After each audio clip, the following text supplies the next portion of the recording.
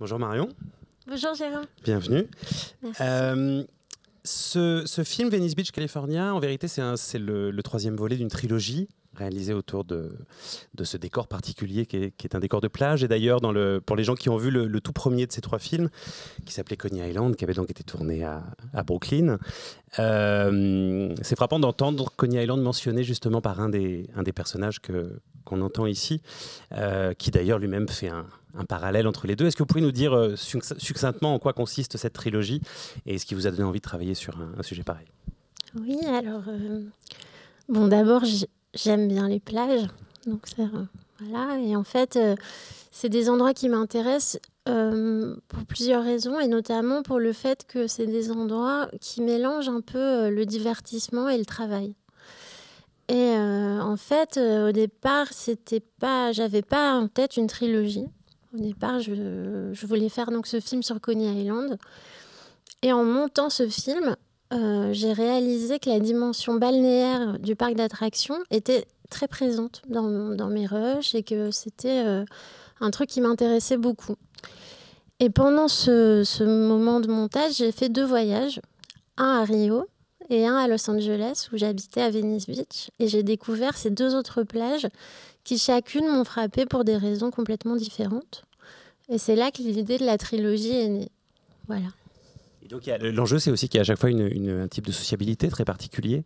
Et donc que vous vous intéressez à travers le lieu aussi à une population qui vit là, qui passe là, qui traverse parfois simplement comme dans Coney Island, ou qui vit un peu plus régulièrement comme dans Venice Beach. Là aussi, pour les spectateurs qui ne connaissent pas forcément l'histoire de ce drôle d'endroit quand même, qui est Venice Beach, qui a une drôle d'histoire, est-ce que vous pouvez nous rappeler un petit peu ce que ça a été et puis ce que c'est aujourd'hui et ce qui explique aussi ce que vous filmez? Oui, alors en fait, Venise, c'est un quartier qui a été construit par un milliardaire américain qui s'appelle Abbot Kinney à la fin du 19e, début 20e siècle, et qui voulait en fait recréer à Los Angeles Venise en Italie. Donc c'est pour ça qu'il y a des canaux, etc., que le quartier est construit de cette façon-là. Et puis il a réservé sur le bord de mer de Venise une partie pour les artistes, pour qu'ils puissent en fait y travailler et y exposer gratuitement leur travail. Et donc au départ, ça a été pendant très longtemps le bout de la route de la contre-culture américaine, où c'est là où tous les beats terminaient, etc.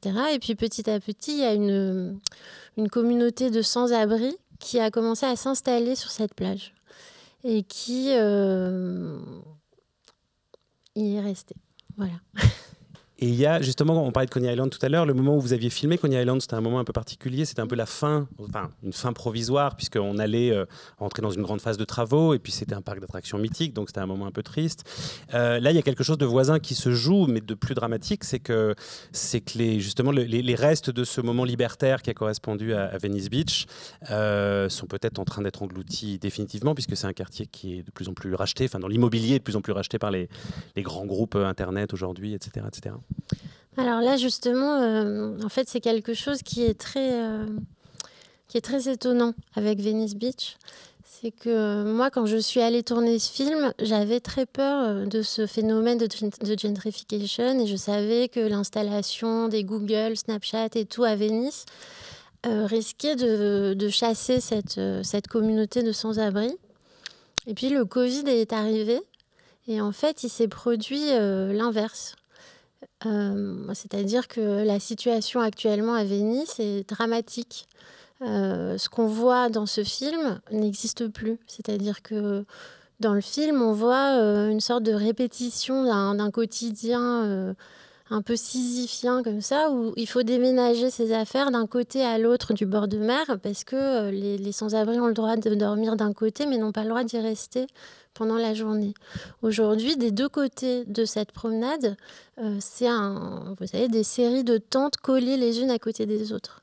Et du coup, ce qui est assez étonnant et qui, de ce point de vue-là, rejoint un peu Coney Island, c'est que le monde qu'on découvre dans le film a bien disparu, mais pas du tout pour les raisons qui le mettaient en péril à l'époque du tournage. Et donc, un peu comme à Coney Island, littéralement, les deux mondes existent encore. Il y a encore un parc d'attractions, il y a encore une communauté de SDF, mais les deux mondes ont été complètement transformés. Voilà.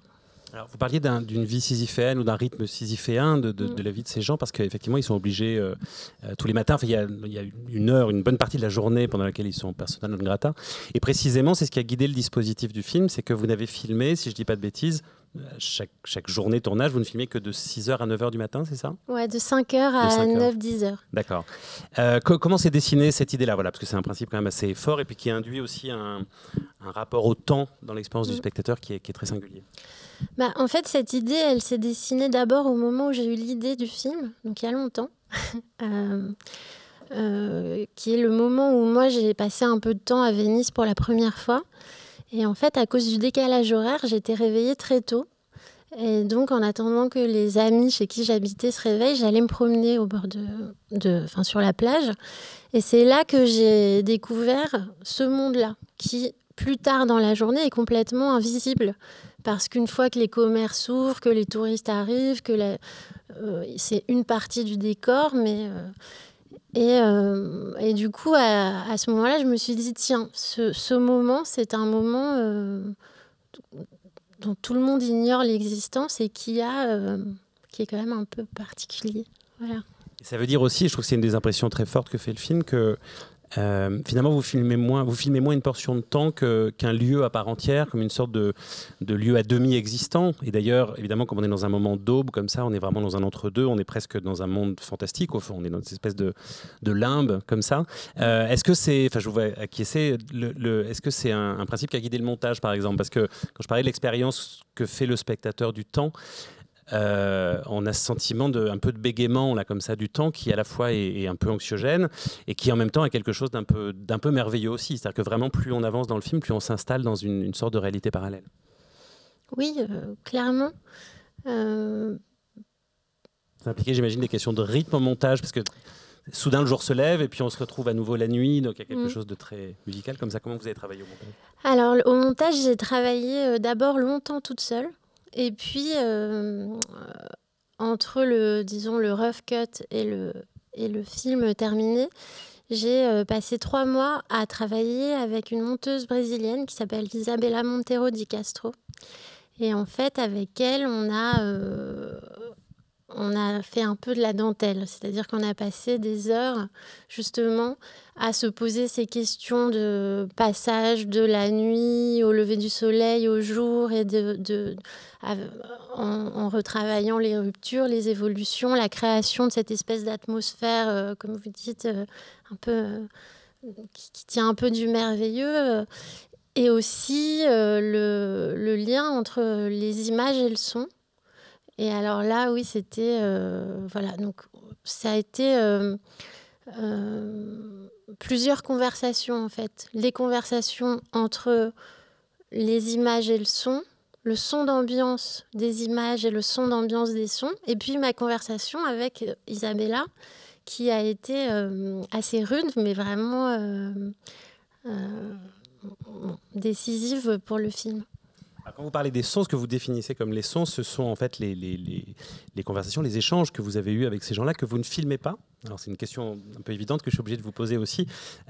Comment justement s'est dessiné ce dispositif-là qui fait qu'on les entend, on est très très proche d'eux, dans une vraie proximité avec eux tout le long, et en même temps on n'en voit aucun? Alors ça, en fait, je dirais qu'il y a trois raisons qui sont complètement liées les unes avec les autres.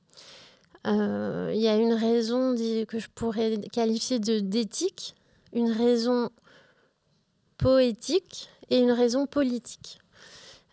Éthiquement, moi, jusqu'à présent, j'ai jamais travaillé avec des autorisations, etc.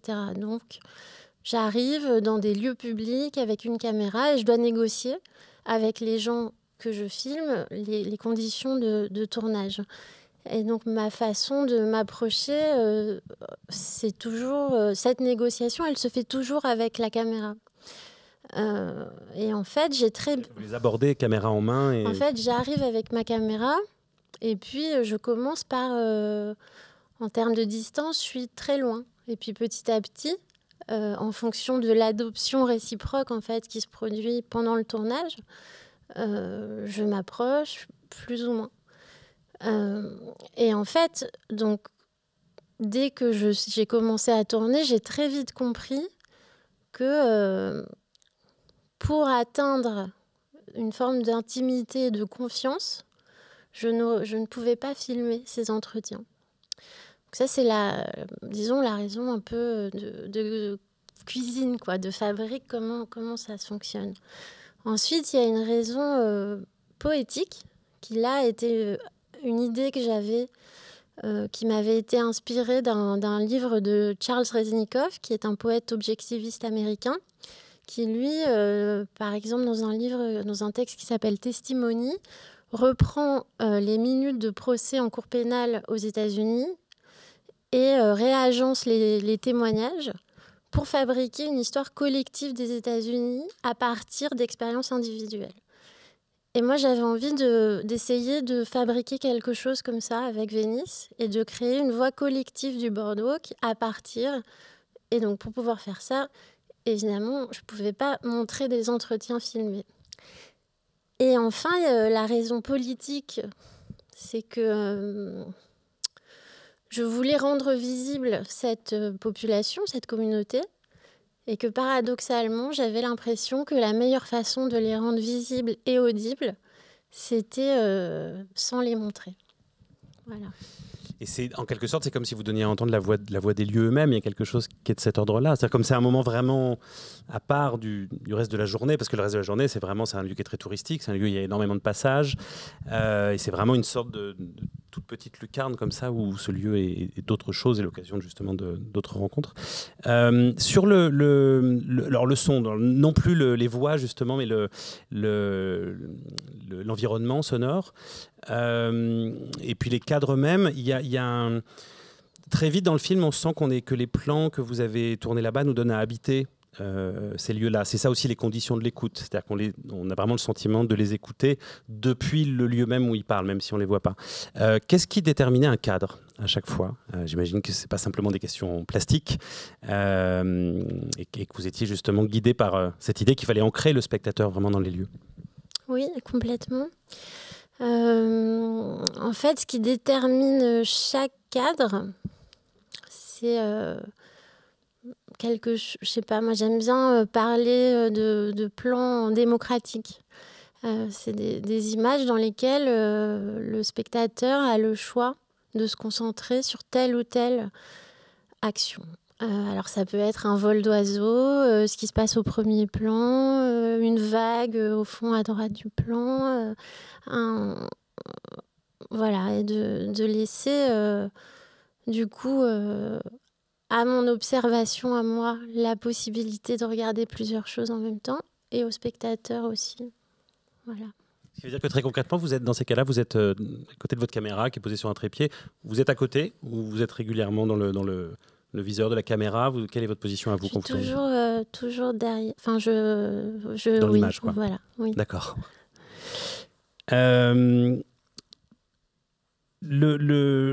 Justement, parce que même si vous ne les filmez pas, j'imagine qu'il y a quand même tout un travail d'approche aussi pour expliquer votre démarche, etc. Comment, d'une manière générale, même si c'est une somme de cas particuliers, mais comment s'est nouée la relation avec les gens que vous avez écoutés? Écoutez, il s'est passé un truc très étonnant. Enfin, le 8e jour de tournage, donc j'étais encore plutôt en mode caméra plutôt distante, et je répondais aux questions des gens quand certaines personnes venaient me poser des questions. Et là, il y a un type qui était un peu en colère, qui me voit, prend une barre de fer et la jette sur moi. Enfin, évidemment, elle n'arrive pas directement sur moi, mais bon, donc clairement, il était furieux. Et puis, un autre, Auger, qui passe en skateboard et qui me dit Yeah, that was kind of rude. C'est pas très poli, quoi. Donc, j'éteins tout et je vais voir celui qui était passé en skate, parce que l'autre, Mario, qui était clairement très en colère, c'était pas le moment d'aller lui parler. Et je vais le voir et je lui explique. Je m'excuse si j'avais pu paraître impoli, etc. Je lui explique ce que je fais, on discute. Et puis, à partir de ce jour-là, il y a une rumeur qui s'est propagée sur le boardwalk, comme quoi j'étais OK. Et en fait, ça m'a...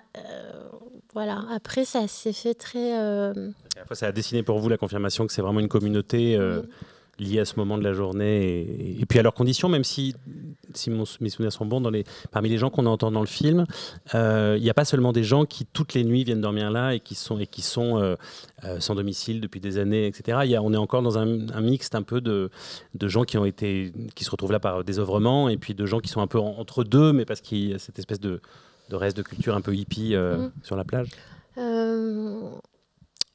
Oui, alors en fait, ils vivent tous là. Parmi les gens qu'on entend, certains sont des artistes SDF qui ont choisi, qui racontent pourquoi ils ont choisi, comment ils ont choisi, etc. Et qui, eux, s'inscrivent un peu plus explicitement dans cette contre-culture américaine. Mais ce qui est assez intéressant, c'est que tous se reconnaissent dans cette fin de la route 66. Il y a un truc encore qui est très présent. Ouais. Et du coup, peut-être une dernière question justement sur les échanges que vous avez eus avec eux avant et pendant le tournage. Les témoignages qu'ils vous donnent sont assez divers et quand même souvent très intimes. Donc on sent bien que vous n'êtes pas allé chercher une sorte de constat anthropologique ou de tableau sociologique, etc., etc. Est-ce que vous les avez quand même tout de même un peu guidés? Qu'est-ce que vous leur avez simplement demandé en leur tendant un micro et en leur expliquant votre démarche? Alors, pas du tout guidés.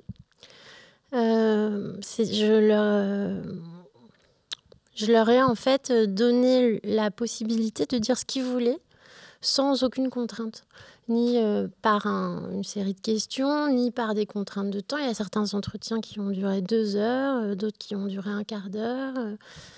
Mais en fait, je crois qu'il y a ce phénomène un peu d'adoption réciproque qui m'a permis de donner à entendre des discours d'une telle intimité. C'est aussi lié à la durée du tournage, au fait qu'en fait, au bout d'un mois, quand tout le monde voit que vous êtes là à 5 heures tous les matins, tous les jours, etc., il y a vraiment un truc d'engagement qui apparaît, je crois. Puis sinon, je voulais dire un autre truc, c'est qu'on les voit tous, en fait, dans le film. Mais jamais au moment où ils parlent. Et certains sont plus ou moins facilement identifiables. Un principe, ça, de montage, vous teniez à ce que par ailleurs on les voit tous. Oui, ouais. Donc ils sont tous là en fait. Merci beaucoup. Merci à vous.